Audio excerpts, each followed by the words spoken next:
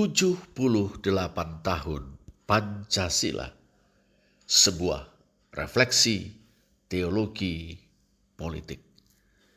Saudara-saudara, pada tanggal 1 Juni 1945, di hadapan sidang Badan Penyelidik Usaha-Usaha Persiapan Kemerdekaan Indonesia atau BPUPKI, Bung Karno menyampaikan pidato tentang dasar yang di atasnya Indonesia merdeka akan didirikan. Ia menyebut dasar tersebut filosofische Grondslag atau dasar filosofis dan Weltanschauung pandangan dunia. Negara Indonesia merdeka harus memiliki dasar filosofis yang tepat, sebuah pandangan dunia yang memuat prinsip, nilai, dan cita-cita yang membuatnya layak untuk diperjuangkan dengan sepenuh daya. Bung Karno mengusulkan kebangsaan, internasionalisme, mufakat atau demokrasi, kesejahteraan sosial atau keadilan sosial, dan ketuhanan yang berkebudayaan. Dua asas yang pertama, yakni kebangsaan dan internasionalisme, dipadukannya menjadi sosionasionalisme. Inilah nasionalisme yang berkomitmen kepada peri kemanusiaan dan menjunjung tinggi persaudaraan antar bangsa di dunia. Inilah nasionalisme yang internasionalistis. Dua asas berikutnya, yakni mufakat atau demokrasi dan kesejahteraan sosial atau keadilan sosial, dipadukannya menjadi sosiodemokrasi. Inilah sebuah demokrasi yang berkomitmen kepada kesejahteraan seluruh rakyat Indonesia. Sebuah demokrasi yang berkomitmen kepada keadilan sosial. Saudara, sosionasionalisme dan sosiodemokrasi ini sesungguhnya berasal dari kurun waktu di masa pergerakan nasional di zaman Hindia Belanda, ketika Bung Karno aktif dan tersohor sebagai aktivis Partai Nasional Indonesia atau PNI, kemudian Partindo, Partai Indonesia. Inilah dua pokok dari Marhaenisme yang kelak disebutnya sebagai Marxisme yang diterapkan di Indonesia. Ketuhanan yang berkebudayaan yang diusulkan oleh Bung Karno sebagai asas yang kelima, pertama-tama merupakan sebuah pengakuan atas kenyataan objektif masyarakat Indonesia, yakni bahwa sebagian terbesar masyarakat Indonesia percaya kepada sosok ilahi seturut dengan agama dan keyakinan masing-masing. Kedua, Bung Karno mengharapkan Indonesia merdeka sebagai negara yang bertuhan, yakni negara yang terdiri dari orang-orang yang percaya kepada Tuhan seturut dengan agama atau keyakinan masing-masing. Sebuah negara yang mengakui dan menjamin kebebasan beragama dan berkeyakinan. Ketiga, saudara, Bung Karno menginginkan agar tiap-tiap orang Indonesia menjalankan kepercayaannya kepada Tuhan dengan cara yang berbudaya, yakni dengan menghormati dan menghargai hak seorang dengan yang lain dalam menjalankan kepercayaannya. Dengan perkataan lain, saudara, beragama dengan menjunjung tinggi toleransi. Saudara-saudara, Bung Karno menamai kelima asas ini Pancasila. 5 asas atau 5 dasar. Bila diperas atau diringkas menjadi 3 asas, Trisila, yakni sosionasionalisme, sosiodemokrasi, dan ketuhanan. Bila diperas menjadi 1 sila, Eka Sila, yakni gotong royong. Indonesia merdeka adalah negara gotong royong, kata Bung Karno, disambut dengan tepuk tangan yang riuh dari hadirin persidangan. Saudara-saudara, titik berangkat Marhaenisme adalah solidaritas dengan marhaen, wong cilik, kaum yang serba kecil, yang meliputi tani gurem, tani penggarap, buruh tani, kaum proletar atau kaum buruh, para pemilik kecil-kecilan, baik itu pedagang kecil, kaum warungan, bakul jamu, pak becak, tukang gerobak, tukang sado, dan sebagainya. Juga lumpen proletar, seperti pekerja seks komersial, rendahan, pengangguran, dan penjahat kecil-kecilan. Marhaen hidup dalam kemelaratan dan kesengsaraan. Dengan menggunakan Marxisme sebagai pisau bedah analisis, Bung Karno tiba pada pemahaman bahwa kemelaratan marhaen disebabkan oleh imperialisme, baik imperialisme kuno maupun imperialisme modern yang dijalankan oleh bangsa-bangsa barat. Imperialisme bertali temali dengan kapitalisme. Imperialisme kuno atau akumulasi primitif mutlak diperlukan untuk mentransformasi kapitalisme dari fase pra-industrial ke fase industrialnya. Imperialisme modern atau capital finance mutlak untuk mengekspor kapital dari negeri-negeri kapitalis barat ke negeri-negeri jajahan untuk menghindarkan negeri-negeri penjajah itu dari krisis sembari memperbesar kekayaan para kapitalis besar.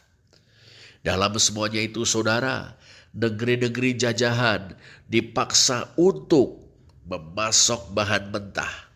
Itu yang pertama. Memasok tenaga kerja murah. Itu yang kedua. Menjadi pasar produk-produk kapitalis. Itu yang ketiga. Dan menjadi lahan-lahan penanaman modal atau investasi asing. Itu yang keempat.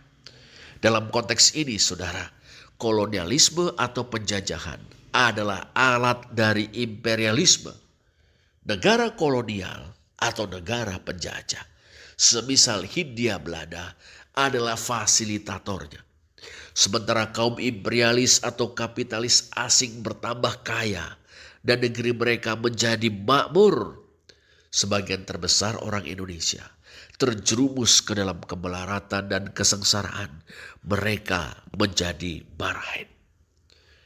Marhaenisme, kalau begitu, mencita-citakan pembebasan marhaen.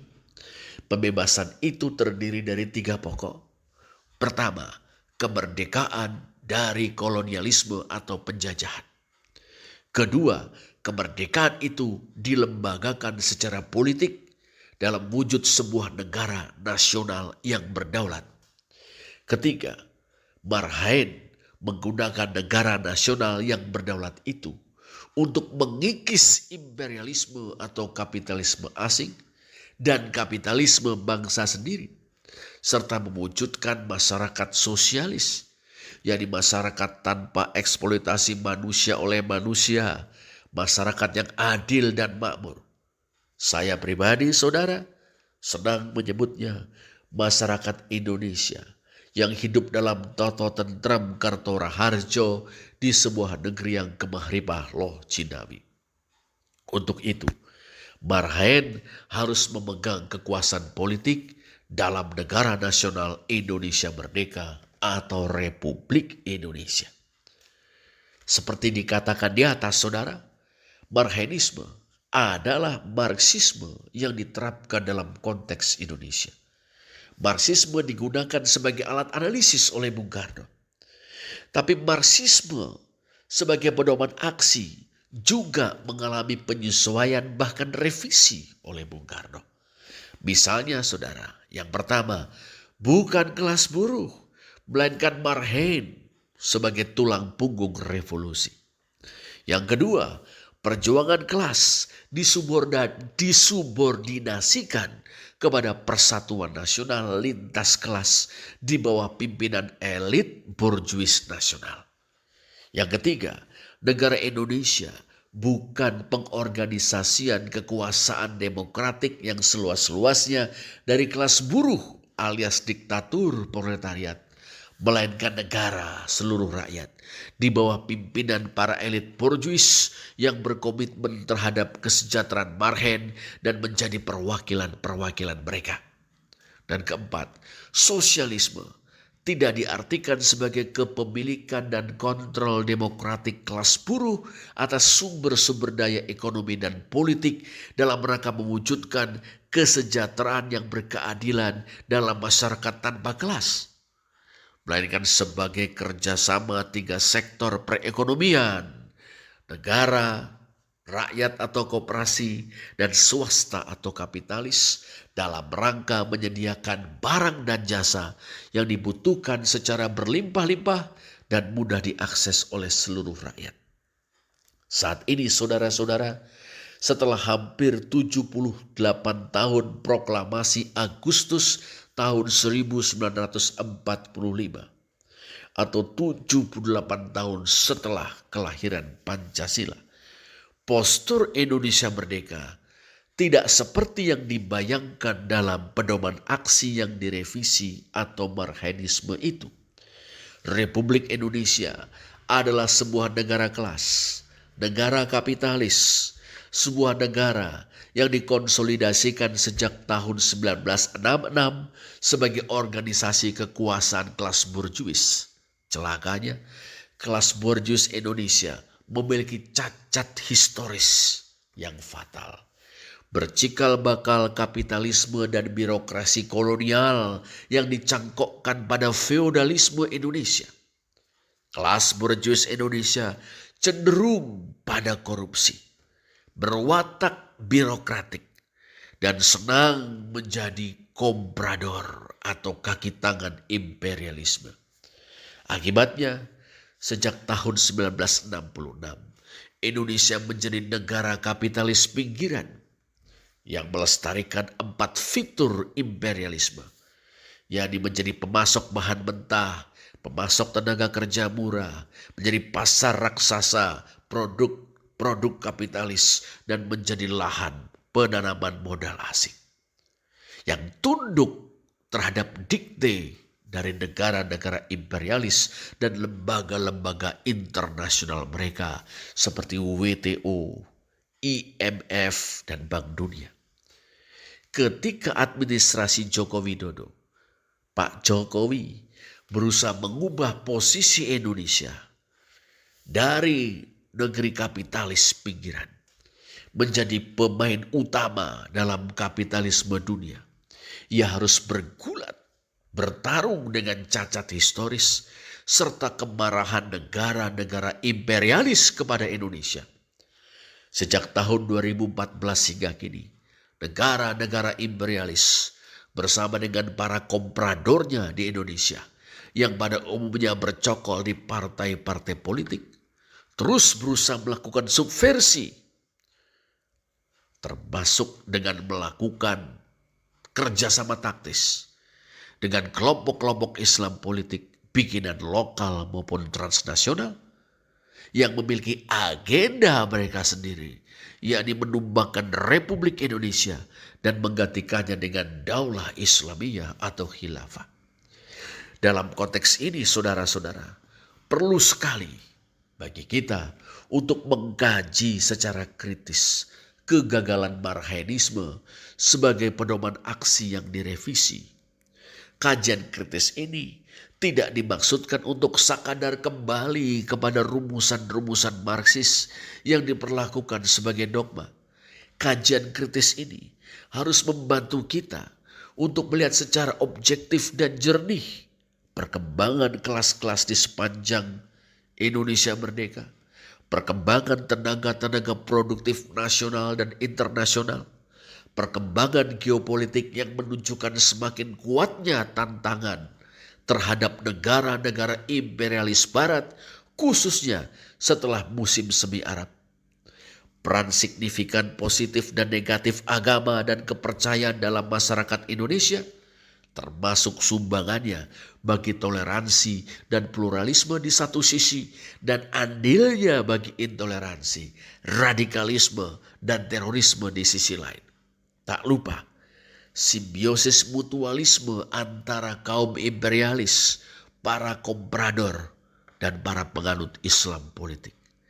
Atas dasar itu, saudara-saudara, kita perlu memperbarui Marhaenisme sebagai pedoman aksi. Semuanya itu, menurut hemat saya, akan menguatkan kembali atau merevitalisasi Marhaenisme sebagai penyumbang 4 asas dari Pancasila. Saya pribadi, saudara, suka menyebut Pancasila sebagai Marhaenisme yang berketuhanan. Tapi bila Marhaenisme perlu dikaji kembali, bagaimana dengan asas atau sila ketuhanan? Saya akan menjawab pertanyaan ini sebagai seorang Kristen. Ketuhanan yang saya anut adalah iman kepada Allah dalam Yesus Kristus. Yesus Kristus telah datang ke dunia untuk menampakkan wajah rahmani Allah kepada manusia berdosa. Melalui praksis mesianis Yesus yang memuncak dalam kematian dan kebangkitannya, Allah mengulurkan tangan untuk merangkul kaum yang terpinggirkan dan membebaskan kaum yang terhisap dan tertindas. Paham ketuhanan atau teologi macam ini memungkinkan saya untuk menjunjung kemanusiaan dan mencintai bangsa dan tanah air saya, Indonesia. Dengan teologi yang berkomitmen pada kemanusiaan dan berwawasan kebangsaan, saya terdorong untuk turut serta merawat demokrasi dan upaya mewujudkan keadilan sosial bagi seluruh rakyat Indonesia. Sebagai murid Yesus Kristus, saya akan mendukung nasionalisme yang berkomitmen kepada kemanusiaan dan turut serta dalam mewujudkan demokrasi politik dan demokrasi ekonomi dalam bingkai negara kesatuan Republik Indonesia. Dengan perkataan lain, saudara, sebagai Kristen, saya terpanggil untuk ikut menghidupi atau memelihara Pancasila, dasar filosofis dan pandangan dunia Indonesia merdeka.